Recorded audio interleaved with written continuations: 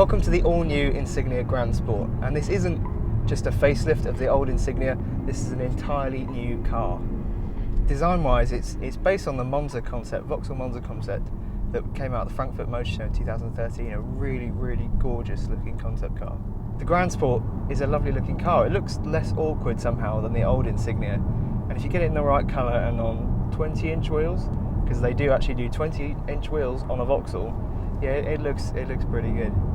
Now, one of the main things that Vauxhall has been talking to us about with the design are these new headlights, and they're made up of 32 little LEDs that mean that you can put your full beam on, but it can sense when there are cars coming towards you and cars in front of you, rather than just turning it off.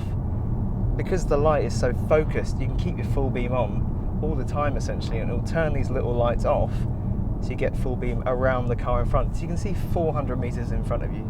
That's insane, that's nearly half a kilometre.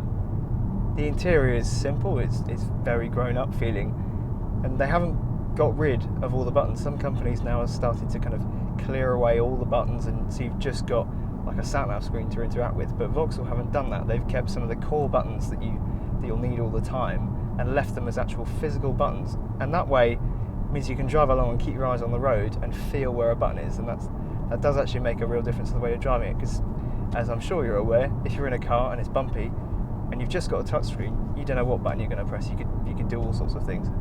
Another really cool feature, head-up display. Some of the cars here we've been driving today, they've had a head-up display, and you might think that they're a bit of a gimmick, but actually having a head-up display right in front of you when you're driving down the road kind of makes it feel a bit like Forza, yeah, but it's actually really useful because you can keep your eyes focused on the road all the time and still see the speed, you know, where your revs are, what gear you're in and stuff like that, so it is really, really useful.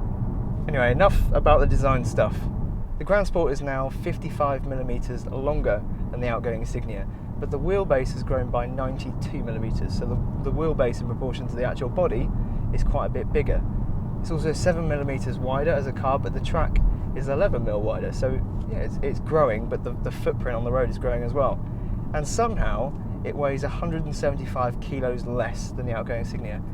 Now you can feel those changes when you're driving it. It feels like it's pushing towards something the size of an E-Class, whereas the old car really didn't do that. Now what's interesting is that Vauxhall did a lot of their suspension work, and for the setup of the car, they did some at the Nürburgring, but they also did some on the roads in Wales, and they're using that setup information, all that stuff that they learn, and they're applying that now to the cars across Europe as well.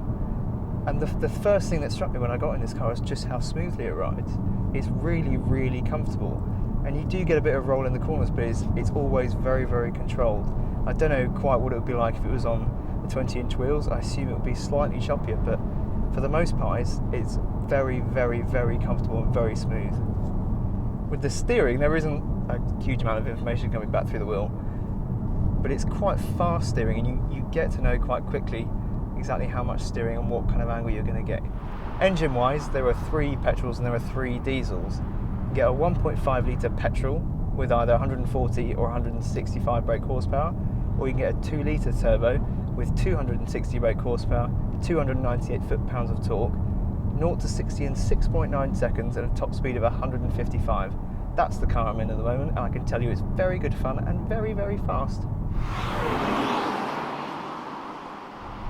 Diesel wise, you can get a 1.6 with either 110 or 136 brake horsepower, or you can get a 2 litre with 170 brake horsepower, and soon there will be a twin turbo 2 litre with 210 horsepower. That would be quite an interesting car to drive. Gearbox, well, it depends what car and what engine you go for.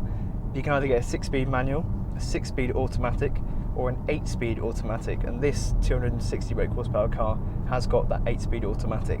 You can also get all-wheel drive. You can get torque vectoring for the first time, and it's not torque vectoring by braking, it's actual proper torque vectoring, mechanical torque vectoring.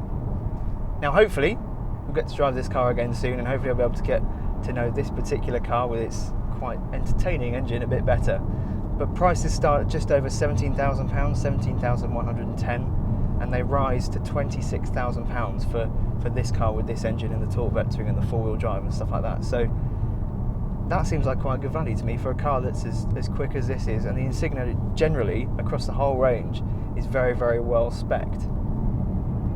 yeah, hopefully I get to know this car a bit better, because if I'm honest, I'm having quite a lot of fun in this car.